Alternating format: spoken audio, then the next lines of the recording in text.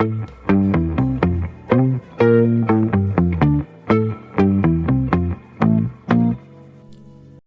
dan sayur adalah kebutuhan pokok yang harus selalu tersedia, baik di rumah tangga maupun di pasar. Tapi, bagaimana kita bisa memprediksi stoknya di masa depan dengan akurat? Disinilah analisis Markov berperan. Di sini ada 12 data dari bulan Januari sampai dengan bulan Desember. Jadi, langkah pertama yang harus kita lakukan itu adalah menghitung Accumulated Generating Operation atau AGO. Di mana setiap data merupakan jumlah kumulatif dari data sebelumnya. Oke, untuk data yang pertama ini karena dia tidak memiliki data sebelumnya, jadi kita masukkan saja nilainya si data itu sendiri. Untuk yang selanjutnya kita akumulasikan.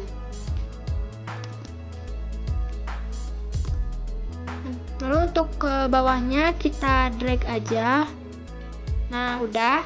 Selanjutnya kita menghitung Modify Generating Operation atau MGO, di mana kita tuh merata-ratakan data dengan data sebelumnya menggunakan formula average. Jadi seperti ini, average. Ini kita drag ke bawahnya. Nah, setelah itu kita menghitung alpha dan beta. Rumus dari alpha beta ini tuh beta transpose B inverse dikali dengan beta transpose dikali dengan Y, di mana nilai B itu berisi nilai Z1 dan Y itu adalah X0 atau si datanya itu sendiri. Nah, langkah pertamanya kita masukkan dulu nilai Y-nya atau data realnya dari bulan Februari. Dari bulan kedua ini kita masukkan. Setelah itu kita masukkan nilai B-nya, yaitu negatif dari si MGO ini. Setelah dimasukkan, kita bikin matriks transpose dari B ini. Ini ditransposisikan. Oke.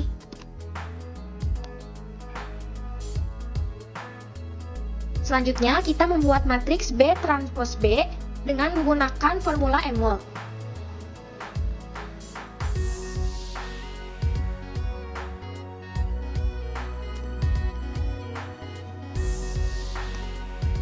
Setelah itu, kita inversekan matriks tersebut dengan menggunakan formula minverse.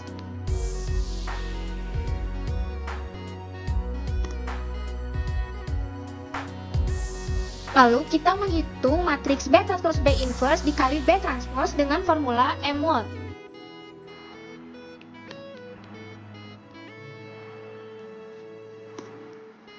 Sehingga kita bisa menghitung alpha beta dengan menghitung B transpose B inverse dikali B transpose dikali Y dengan formula MWOL.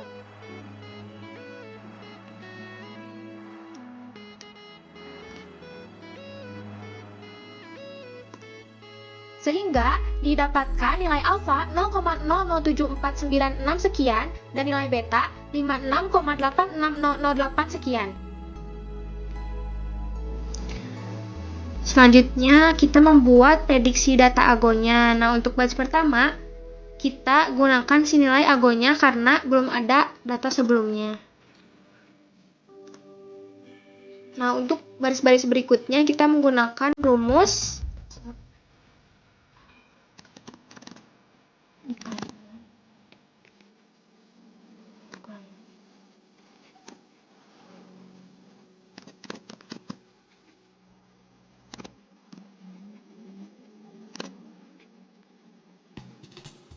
jangan lupa untuk dikunci.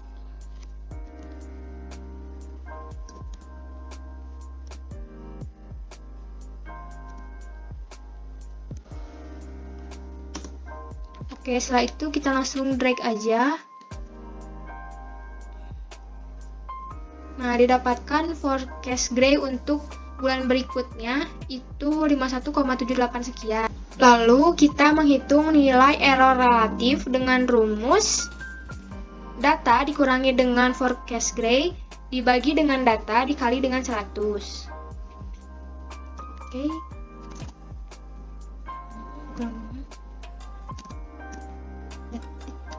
kali 100. Lalu kita drag aja untuk data berikutnya. Lalu kita menghitung jumlah keadaannya.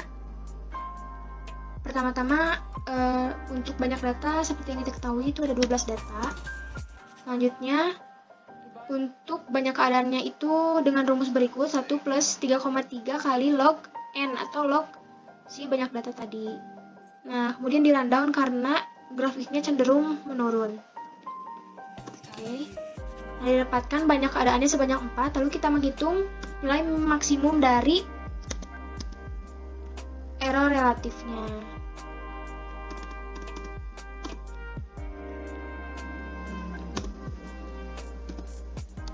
Lalu minimumnya juga atau L-nya.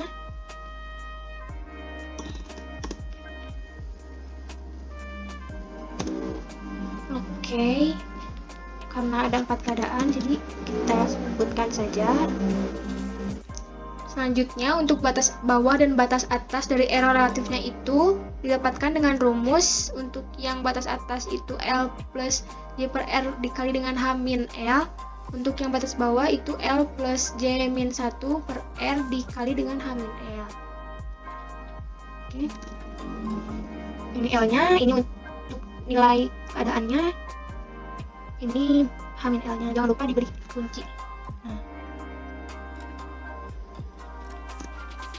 Oke. Langsung kita drag aja. Untuk batas atasnya itu kita kopikan saja rumusnya, namun dihapus min satunya. Jangan lupa dikunci juga. Oke. Lalu kita jumlahkan di sini. Kita drag aja. Kita klasifikasikan masing-masing data ke keadaan berdasarkan nilai batas bawah dan atas tiap interval. Nah, di sini error relatifnya itu 0, berarti berada pada rentang min 8 sampai dengan 6, berarti masuk ke keadaan ketiga. Selanjutnya untuk min 4 itu berarti ada pada rentang keadaan ketiga juga. Lakukan hal yang sama untuk baris-baris berikutnya. Untuk memprediksi keadaan di bulan berikutnya, kita menggunakan matriks peluang transisi Markov. Di sini misalnya untuk prediksi satu langkah ke depan atau P1, kita lihat seberapa sering suatu keadaan, misalnya ini keadaan 1, berpindah ke keadaan lain dalam satu langkah waktu. Setiap frekuensi peralihan ini dijumlahkan, lalu dibagi dengan total kemunculan keadaan tersebut, sehingga diperoleh peluang peralihan antar keadaan.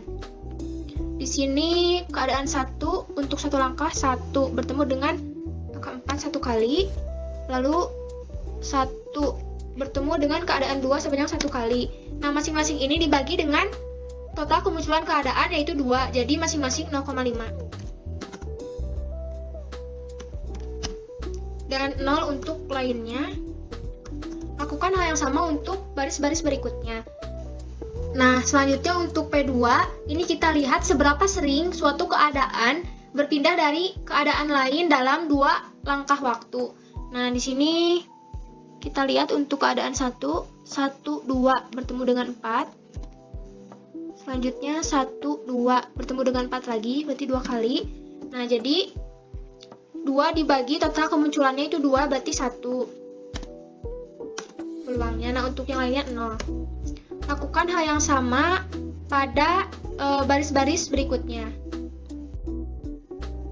Setelah mendapatkan seluruh matriks peluang transisi Markov, kita masukkan ke tabel berikut ini. Di sini keadaan 3 transisi 11, berarti kita lihat keadaan 3 transisi 11. Kita kopikan saja. Selanjutnya keadaan 1 transisi ke 10. Oke, transisi ke 10, keadaan 1 ini. Lakukan hal yang sama untuk baris-baris berikutnya.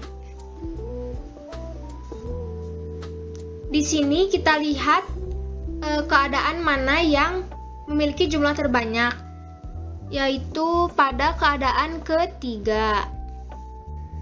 Kita masukkan forecast keadaan yang tadi, keadaan ketiga.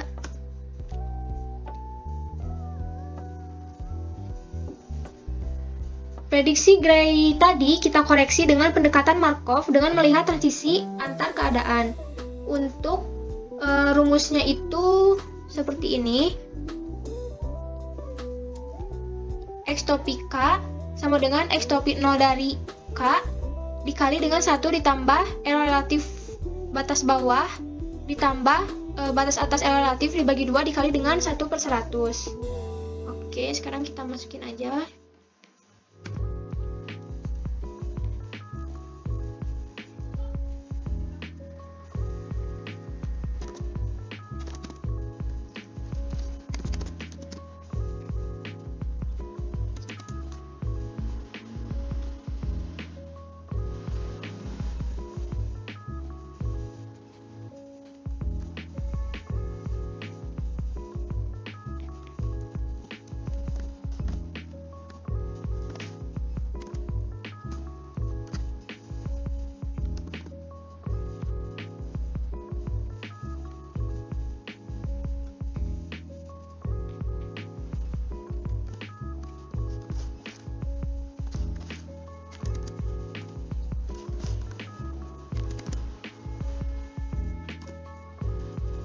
Jangan lupa diberi kunci.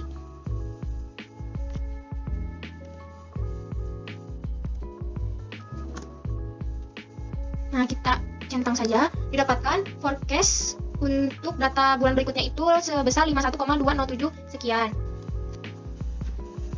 Absolute error ini didapatkan dengan mengabsolutkan selisih dari real data dengan forecast Gray-nya. Nah, ini langsung kita drag aja. Selanjutnya untuk absolute percentage error itu absolute error dibagi dengan real datanya. Ini langsung kita drag aja. Nah, setelah didapatkan nilai absolute error dan absolute percentage error, kita menghitung nilai MAPE, MSE, dan juga nilai C-nya. Di mana MAPE ini adalah average atau rata-rata dari si AP ini. Kita rata-ratakan, didapatkan nilai sebesar 4,811%. MAPE ini dapat diartikan bahwa rata-rata prediksi model hanya meleset sekitar 4,8% dari data aktual. Ini itu termasuk akurasi yang sangat baik. Selanjutnya untuk mean square error itu dihitung dengan cara ini sum square dari absolute error dibagi dengan jumlah real datanya. Ini didapatkan nilai sebesar 11,0164 yang menunjukkan bahwa rata-rata kesalahan kuadrat cukup kecil, jadi prediksinya tergolong akurat. Selanjutnya di sini nilai C itu didapatkan dari standar deviasi absolute error dibagi dengan standar deviasi dari real datanya. Didapatkan nilai 0,2167 yang artinya error model tergolong stabil dan tidak menyebar jauh dari nilai sebenarnya. Jadi modelnya ini sangat konsisten dan akurat. Selanjutnya kita lihat grafik. Nah, di grafik ini garis Gray Markov yang hijau ini mengikuti pola garis data aktual yang biru. Ya kan? Nah, jadi lebih dekat dibanding dengan yang garis Gray yang merah ini.